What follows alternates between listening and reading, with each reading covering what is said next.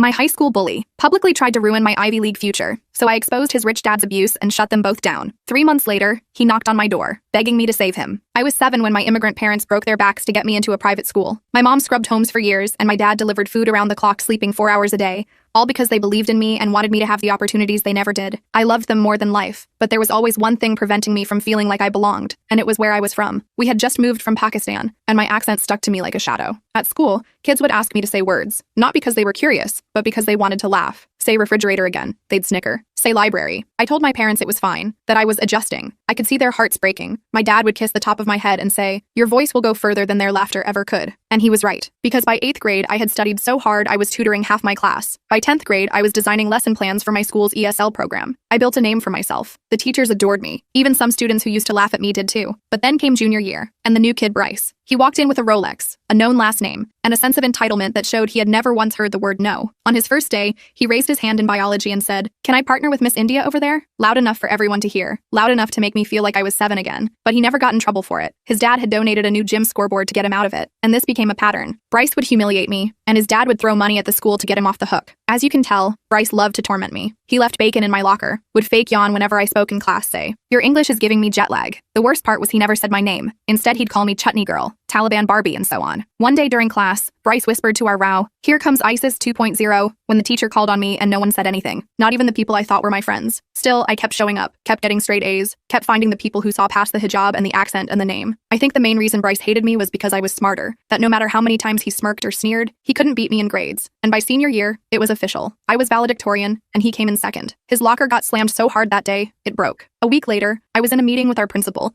who said it was tradition for the runner-up to introduce the valedictorian at graduation. Bryce would be introducing me. I nearly laughed. The principal said he knew about our history and could have someone else introduce me instead. I just smiled and said, "He deserves that spotlight. Let him speak." He was told to write a speech celebrating me, my accomplishments, my character, my name, which by the way, he still couldn't pronounce. He practiced for weeks. I heard him in the hallway muttering, "Maha, Mahera, Mahira." The night before, my parents ironed my gown and sewed Quran verses into the hem, my dad polishing my medal like it was made of gold, and my mom whispered, "Whatever happens tomorrow, you've already won." The day of graduation came, and my parents were in the front row. My mom wore her best hijab, navy blue with gold trim. My dad had on the same suit he wore when he got his US citizenship. Bryce took the stage, stumbled on my name twice, then forced it out through gritted teeth. The brilliant Mahera. Perfect pronunciation. I walked across the stage, took the mic, and said, "Bryce, thank you for that introduction. I know public speaking is hard, especially when it's not about you." And the crowd laughed. I spoke about resilience, about names, about how pronunciation isn't hard, it just takes respect, and how some kids get trophies for showing up, while others get punished for daring to exist too loudly. I'm here not just because I studied hard, but because my parents believed in me more than the world doubted me. The applause was louder than I'd ever heard it, until Bryce rushed back to the mic and shouted, "I think everyone should know that Mahera was born here. She's not even from Pakistan. She just pretends to be with her fake accent. She lied about where she was born, and those lies will get her rejected from Ivy School." The gasp that followed hit me like a slap, like a betrayal, like every time someone tried to make me feel small. I saw my parents, my mother clutching her purse, my dad already moving to stand. But I took the mic back and said, "That isn't true. My parents and I immigrated here. I am proud of my culture and heritage, and it hasn't kept me from any school. In fact, I accepted a full ride at Columbia just last week." Thankfully, the crowd clapped and cheered as Bryce backed away. Later, I posted a photo, me in my cap and gown, holding my parents' hands, captioned, "Born in Karachi, raised in chaos, built for better." Everything was going amazing, until Bryce posted a video on his account that shifted my entire view of him. The video was him standing in his bedroom, looking straight at the camera. His face was red and puffy like he'd been crying. I didn't want to watch it at first. I was done with his drama. My graduation party was that evening, and I had family flying in from Pakistan. I had better things to do than give Bryce more attention, but my friend Danielle texted me about it, then my other friend Wayne, then 5 more people. The video was spreading through our graduating class like wildfire. I finally clicked on it while helping my mom prepare samosas for the party. Bryce looked different in the video, not smug or confident. He looked broken. He started talking about how his dad had forced him to try to take me down at graduation, how his father had been furious that I hit Bryce for valedictorian. Apparently, his dad had threatened to cut off his college money if he didn't try to humiliate me one last time. I almost dropped my phone in the cooking oil. This couldn't be real. Was this some kind of weird trick? Another way to mess with me? I watched the whole 8-minute video. Bryce actually apologized. He admitted to bullying me for years because he was jealous of how smart I was without even trying. He said his dad had always pushed him to be the best, and when he couldn't hit me academically, he tried to tear me down in other ways. My mom noticed my expression and asked what was wrong. I couldn't even explain it properly. I just handed her my phone and let her watch. She frowned the whole time, then handed it back without saying anything. I knew that look. It was her wait and see face. She didn't trust Bryce either. The party that night was amazing. My aunts and uncles filled our small apartment with laughter and gifts. My cousins kept asking me about American colleges and if I could help them apply too. For a few hours, I forgot about Bryce and his weird confession video. Then my phone buzzed with a text from an unknown number. Mahara, it's Bryce. I need to talk to you. It's important. My dad saw the video. I showed the text to my dad. He suggested I ignore it. Tonight is for celebration, he said, passing me another plate of food. I agreed and put my phone away, but it kept buzzing. 5 more messages from Bryce, each one sounding more desperate than the last. The next morning, I woke up to 23 notifications. Most were from classmates asking if I'd seen what happened to Bryce. I scrolled through my feed and found photos of Bryce with a black eye and split lip. He'd posted them himself with the caption, "The price of telling the truth." I felt sick. Had his dad done this? I showed my parents, and they looked concerned too. My dad said sometimes family can be the most dangerous when they feel betrayed. I decided to text Bryce back, just to check if he was okay. Nothing more. He responded immediately, asking to meet at the coffee shop near school. My parents weren't thrilled about the idea, but my dad offered to drive me and wait outside. I agreed to 15 minutes max. When I walked in, Bryce was sitting in the corner, hunched over a cup. His face looked worse in person. The bruising around his eye had turned a deep purple. He flinched when I sat down across from him. "My dad's losing it," he said quietly. The video got back to his business partners. Everyone's talking about how he pushed his son to bully a Pakistani immigrant girl. His company does a lot of business in South Asia. It's bad. I didn't feel sorry for Bryce's dad. Not even a little bit. "Why did you make that video?" I asked. Bryce stared into his coffee. "Because you embarrassed me at graduation. Not by beating me academically. You earned that. But when you handled my accusation so perfectly, everyone cheered for you. I realized I'd been the villain in your story all along. And for what? To please my dad? I didn't know what to say. 4 years of torment. And now he wanted what? Forgiveness? Understanding? My dad wants me to say I was hammered when I made the video, that I made everything up for attention. He wants me to publicly call you a liar again." I stood up immediately. "I'm not getting involved in your family drama, to Bryce. You made my life hell for years. Figure this out yourself." As I turned to leave, Bryce grabbed my wrist. Not hard, but enough to make me stop. "He's threatening to pull my college tuition if I don't. Do it. I'll lose everything." I pulled my arm away. "Welcome to consequences, Bryce. Some of us have been living with them our whole lives." I walked out and got into my dad's car. He could tell I was upset and asked what happened. I told him everything on the drive home. When we pulled into our apartment complex, he turned to me with that thoughtful look he gets. "Sometimes, Beta, the people who hurt us are hurting too. It doesn't excuse what they did, but it might explain it." I nodded but didn't respond. I spent the rest of the day helping my relatives pack for their flights home. My aunt kept asking about the boy from the video and if I was going to forgive him. I honestly didn't know. That night, Bryce posted again. This time it was a formal retraction of his apology video. He claimed he'd been emotional after losing valedictorian and made up lies about his father. He apologized to his dad publicly and called himself immature. The comments were brutal. Nobody believed him. I stared at my phone for a long time before typing out a message to Bryce. "I saw your post. Are you okay?" His response came hours later. "No, I didn't sleep well that night. I kept thinking about Bryce's face at the coffee shop, the fear in his eyes. I'd spent years hating him, but now I just felt confused." The next morning, I woke up to another text from him. "Can we talk again?" Not in public. I showed my parents the messages. My mom was firmly against meeting him again. My dad was more thoughtful. After a long discussion, we agreed I could meet Bryce at the public library. My mom would come with me but sit at another table nearby. Safety first. When we got to the library, Bryce was already there, wearing sunglasses inside. He took them off when I sat down. His eye looked even worse. There was now a yellowish tinge around the edges of the bruise. "My dad took my car keys," he said without preamble. "He's monitoring my phone. I had to borrow my neighbor's laptop to message you. He's going through my stuff, deleting contacts of anyone who might have seen the original video." I glanced over at my mom, who was pretending to read a magazine while watching us like a hawk. "Why are you telling me this?" Bryce slid his phone across the table. On it was an email from Princeton, his dream school. It mentioned concerning reports about his character and requested a meeting with him and his parents before finalizing his admission. "My dad blames you for this," he said, taking the phone back. "He says if I don't fix things, I can kiss Princeton goodbye." I felt a chill. What does fix things mean? He wants me to say you manipulated me, that you were jealous of my family's success and tried to ruin our reputation. Bryce looked down. "He's writing a script for me to follow in a new video." I almost laughed. "That's ridiculous. No one would believe that. My dad has connections. He's friends with the editor of the local paper. He's talking about doing an interview about how cancel culture is ruining young men's lives." Now I was getting angry. "So what do you want from me, Bryce? Permission to throw me under the bus again?" He shook his head. "I want to get away from him. I have an aunt in Seattle. She said I could stay with her, but I need money to get there." My dad froze my accounts. I stared at him. Was this another manipulation? Some elaborate scheme? "Why should I help you?" "Because I have evidence," he said quietly. "I've been documenting things for months. I have screenshots of my dad's texts telling me to target you, voice recordings of him planning how to ruin your reputation if I didn't hit you academically. He's been obsessed with taking you down since junior year." My stomach dropped. Why would he care that much about me? "It's not just about you. It's about what you represent. An immigrant girl beating his son, the legacy kid. It makes him crazy." Bryce looked around nervously. He's always been controlling, but now he's scary. Yesterday he smashed my laptop when I refused to record the new video. I didn't know what to say. Part of me still didn't trust Bryce, but the bruises were real. The fear in his eyes seemed genuine. "I need to think about this," I told him. "I can't just give you money." He nodded. "I understand, but please don't take too long. My dad's getting more desperate." I rejoined my mom, and we left. On the drive home, I told her everything. She was skeptical but concerned about the violence. When we got home, my dad was equally troubled. We talked for hours about what to do. The next day, I got an email from a local news site asking for comment on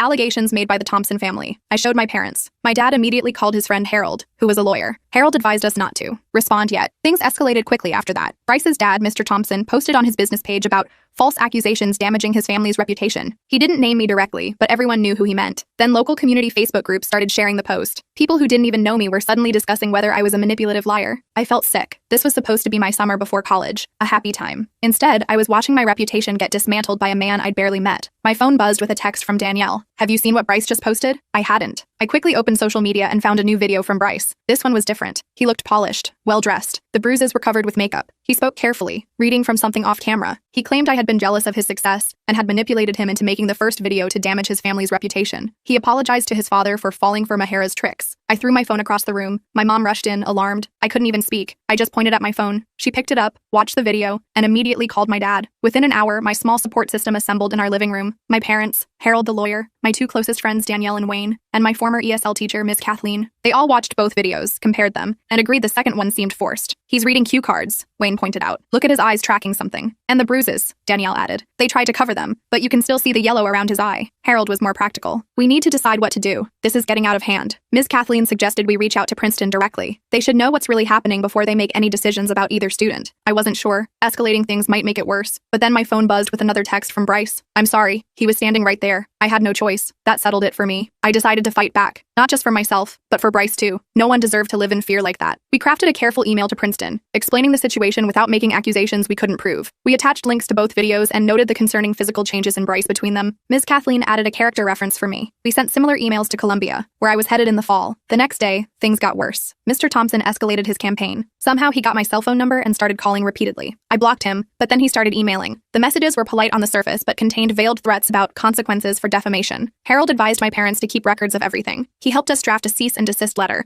though he admitted it probably wouldn't do much except show we were serious. Meanwhile, Bryce went silent. No new posts, no texts. I was worried about him. What if his dad had hurt him worse this time? 3 days later, I was helping my mom clean the apartment when someone knocked on our door. My mom peeked through the peephole and gasped. It was Bryce, looking terrible. Thin, pale, with a new bruise on his jaw. My mom hesitated, then opened the door. Bryce stumbled in, carrying a backpack. "I'm sorry," he said, his voice hoarse. "I didn't know where else to go." He found out I was planning to leave. My dad came in from the bedroom, alarmed to find Bryce in our living room. Bryce quickly pulled out his phone and played a recording. It was his father, screaming about ungrateful children and threats to end this Pakistani girl's college dreams once and for all. My parents exchanged a look I couldn't quite read. Then my dad did something that shocked me. He offered Bryce our couch for the night. "No one should feel unsafe in their home," he said simply. That night was surreal. My former bully slept in our living room while my parents whispered in their bedroom about what to do. I lay awake, wondering how my life had taken such a strange turn. In the morning, Bryce showed us more evidence. Screenshots of his dad's messages to business associates, asking them to help deal with this situation. Emails to Princeton questioning my character. Even a draft of an article his dad wanted published in the local paper,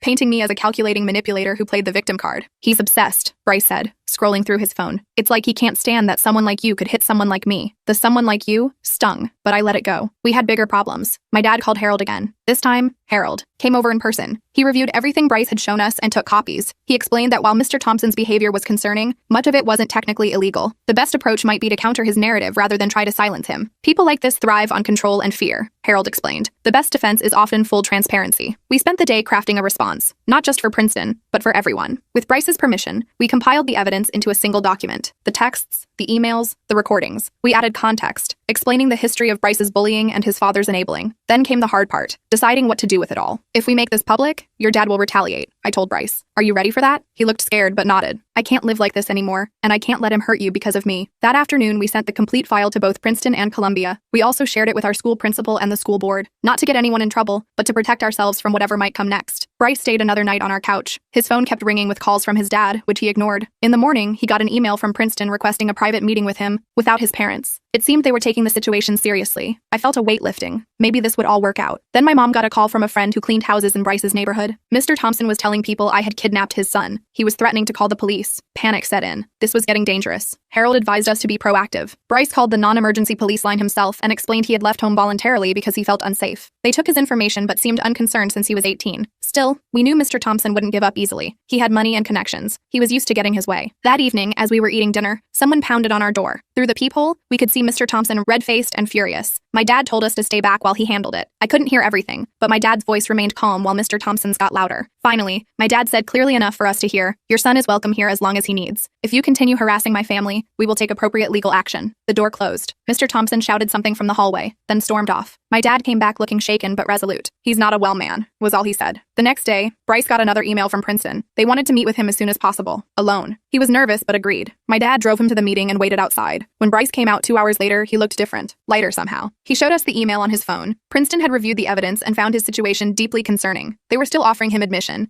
but with a new financial aid package that didn't depend on his parents' contribution. They believe me, he said, sounding amazed. They actually believe me. Columbia sent me a similar email, assuring me they had reviewed the situation and my admission was secure. They even offered to connect me with their student support services if I needed help dealing with the stress of the situation. For the first time in weeks, I felt like I could breathe again. Mr. Thompson's campaign of intimidation had failed. The truth had won out. Bryce stayed with us for another week while he arranged to move in early to Princeton's summer housing. His aunt in Seattle sent him money for expenses. He was quiet most of the time, helping with dishes and keeping to himself. Sometimes I caught him watching my family with a strange expression, like he was studying us. The night before he left, he finally talked to me properly. We sat on our small balcony, watching the sunset. I never understood what family was supposed to be like until I stayed here, he said. Your parents actually like you. They're proud of you just for being you. I didn't know what to say to that. It was sad but also irritating. Was I supposed to feel sorry for the guy who had tormented me for years? I know you probably hate me, he continued. You should. I was awful to you, but thank you for helping me anyway. I thought about it for a moment. I don't hate you. I just don't know you. The real you, not the bully or the victim. He nodded. That makes sense. I'm not sure I know the real me either. The next morning, my dad drove Bryce to the bus station. He was heading to Princeton to start his new life. As they were leaving, Bryce turned to me. Awkwardly. Columbia's lucky to have you, he said. Try not to be valedictorian there too. Some rich kid might lose his mind. I actually laughed. Maybe there was a decent human under all that privilege after all. After Bryce left, things calmed down. Mr. Thompson made a few more attempts to spread his narrative, but without Bryce to manipulate, his story fell apart. People stopped paying attention. The community moved on to new drama. I spent the rest of the summer preparing for Columbia. I worked at the library, saved money, and helped my mom with her cleaning business. Normal life resumed. Then, 2 weeks before I was set to leave for New York, I got a letter. Actual paper mail, which almost no one sends anymore. It was from Bryce. Inside was a check for $5,000 and a note. For your first semester expenses. It's my money, not his. I've been saving it since I was 12. Consider it 4 years of apology. No strings attached. I showed my parents. They were as shocked as I was. My dad suggested I return it. My mom wasn't so sure. He's trying to make amends, she said. Sometimes people need that for themselves as much as for others. I thought about it for days. Part of me wanted nothing from Bryce. Another part recognized the gesture for what it was, a genuine attempt to right some wrongs. In the end, I decided to accept half and return half. I wrote back thanking him but explaining I couldn't take it all. I suggested he donate the rest to an ESL program or immigrant support organization. His response came quickly. Already done. The other half went to the Pakistani Students Association at Princeton. I'm joining as an ally. They were skeptical until I mentioned your name. I smiled at that. My name. The one he couldn't pronounce for years. The one he had to say in front of 600 people. The one that now opened doors for him instead of the other way around. Maybe my dad had been right all along. My voice had indeed gone further than their laughter ever could. I got another email from Bryce a few days later with a link to the Princeton Pakistani Students Association's Instagram. They'd posted a picture of a donation check with Bryce in the background, looking awkward but sincere. The caption thanked him for his generous contribution to support cultural awareness programming. I showed my mom, who just nodded like she'd expected it all along. Summer was winding down fast. My Columbia move-in date was circled on our kitchen calendar in red marker. My parents had already taken time off work to drive me to New York. I spent most days packing and repacking my suitcases, trying to figure out what I'd need and what I could leave behind. Wayne threw me a going-away party at his house. Almost everyone from our graduating class showed up, even people I barely knew. It felt weird being the center of attention after spending so many years trying to blend in. Danielle made a slideshow of photos from elementary school through graduation. I cringed seeing my awkward middle school photos but laughed along with everyone else. The party was in full swing when I got a text from Bryce. How's pre-college life treating you? I stepped outside to respond. We'd been texting occasionally since he left. Nothing deep, just checking in. I told him about the party and asked how Princeton was. He sent back a photo of his dorm room, already set up with posters and a mini fridge. He'd moved in early for a summer bridge program. Making friends? I texted. Trying. It's different here. Nobody knows about my dad or what happened. Fresh start. I was about to respond when Danielle poked her head out the door. Hey, we're cutting the cake. Who are you texting so secretly? I put my phone away. Nobody important. The cake had Columbia's newest lion written in blue icing. Everyone sang and cheered. For a moment, I forgot about all the drama with Bryce and his dad. This was how senior summer was supposed to feel. The next morning, I woke up to a news alert on my phone. I almost ignored it until I saw the headline,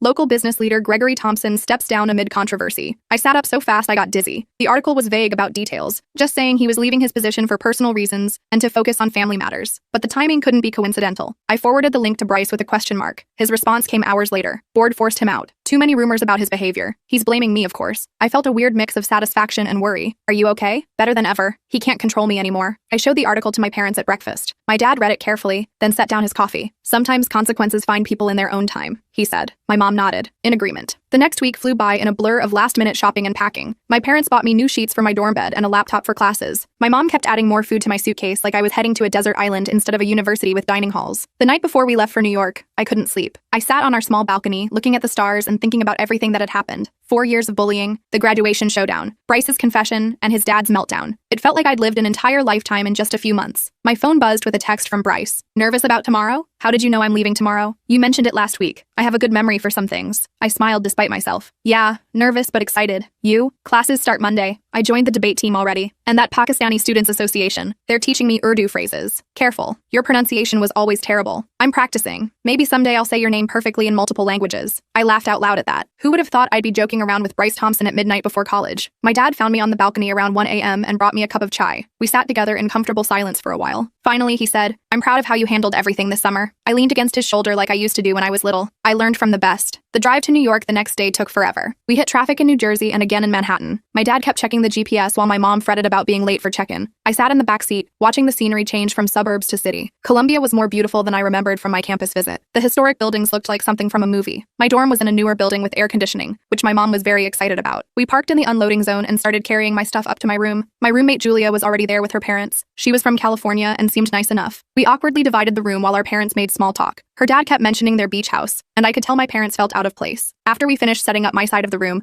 my parents took me to dinner at a small Pakistani restaurant they'd researched beforehand. My mom cried a little when the food came. "It tastes like home," she said. I held her hand across the table. We walked around campus after dinner. My dad kept taking photos of everything. Me in front of the library, me by the main gates, me next to random statues. My mom kept pointing out emergency phones and reminding me to always walk with friends at night. When it was time for them to leave, I walked them back to the car. My mom hugged me so tight I could barely breathe. My dad kissed the top of my head like he used to when I was little. "Your voice will go further than you can imagine," he whispered. I cried as they drove away. Standing alone on a New York City street, I felt smaller than I had in years. What if I couldn't handle college? What if I didn't make friends? What if everyone here was smarter than me? I was still wiping away tears when my phone buzzed. It was Bryce again. "First day going okay?" I was about to type "fine" when I decided to be honest instead. Parents just left, feeling a bit lost. Normal. I cried in the shower my first night so my roommate wouldn't hear. That made me smile. "Thanks for telling me that. I'll hold it over you forever. I deserve that." "Hey, did you know Princeton and Columbia have a bunch of joint events? Academic competitions and stuff? Are you suggesting we might see each other again?" "Maybe, if you don't mind. I promise to pronounce your name correctly." I walked back to my dorm thinking about that. Did I want to see Bryce again? The boy who had made high school hell but then showed me a different side of himself? I wasn't sure. Orientation week was a whirlwind of activities. I met so many people I couldn't keep their names straight. My roommate Julia turned out to be really nice, if a bit sheltered. She'd never had a non-white friend before and asked some awkward questions,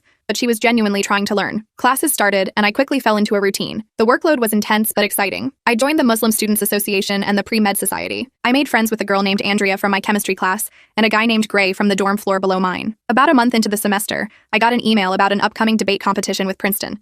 Teams from both schools would argue topics related to immigration policy. There was a link to sign up. I stared at it for a long time before clicking. I wasn't on the debate team, but the email said they were looking for students with personal perspectives on immigration. That was definitely me. The tryouts were the following week. I prepared a short speech about my family's experience immigrating to America. When my turn came, I spoke clearly and confidently, the way I had at graduation. The debate coach, Professor Lawrence, nodded approvingly throughout. I made the team. We had 2 weeks to prepare for the competition, which would be held at Princeton. I threw myself into research, staying late at the library most nights. My roommate Julia brought me coffee and snacks, joking that she only saw me when I came back to change clothes. The day of the competition arrived faster than I expected. Our team took a bus to Princeton early that morning. The campus was gorgeous, all ivy-covered buildings and perfectly manicured lawns. It screamed old money in a way that made me slightly uncomfortable. We gathered in a large lecture hall for the opening remarks. I was scanning the Princeton team when I spotted him. Bryce was sitting in the front row, wearing a blue blazer with the Princeton logo. He saw me at the same time and gave a small wave. During the first round, Columbia faced a different Princeton team. We won easily. I didn't speak much, just presented some statistics to support our main argument. The second round was tougher,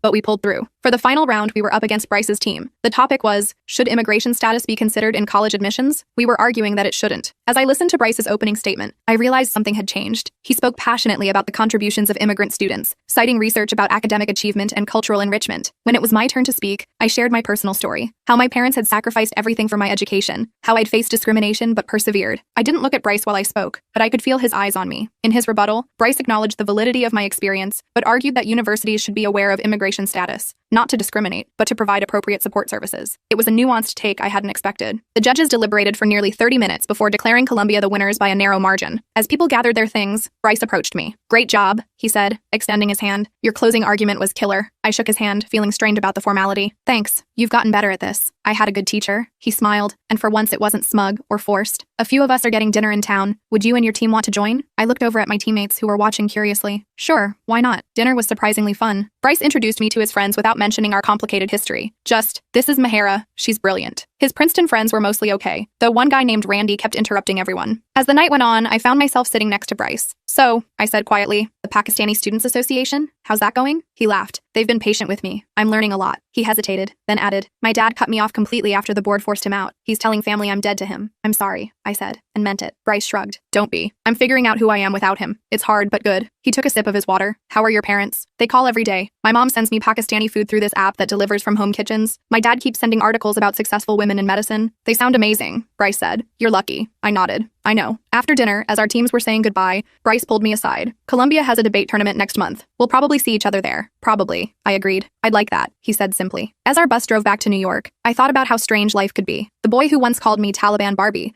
was now someone I might actually want to see again. Not as a friend exactly. We had too much history for that, but as something new. Two people getting to know each other from scratch. I texted my parents when I got back to my dorm. My dad responded immediately with a string of proud emojis. My mom called a minute later, wanting to hear every detail of our victory. After we hung up, I sat on my bed and opened Instagram. Bryce had posted a photo of both debate teams at dinner. He'd tagged me with the caption, lost to the best today, rematch, next month at Columbia. I liked the post, then added a comment. Pronunciation still needs work, but you're getting there. His response came seconds later. Practice makes perfect. Mahera. He'd spelled my name correctly. It was a small thing, but it felt like the end of one chapter and the beginning of another. Whatever came next, friendship, rivalry, or something else entirely, at least it would start with my name, said properly. I closed my laptop and got ready for bed. Thinking about the debate tournament next month and all the months after that, college stretched before me, full of possibilities I couldn't have imagined a year ago. I fell asleep smiling, dreaming of future victories and my name, pronounced perfectly, echoing in crowded halls.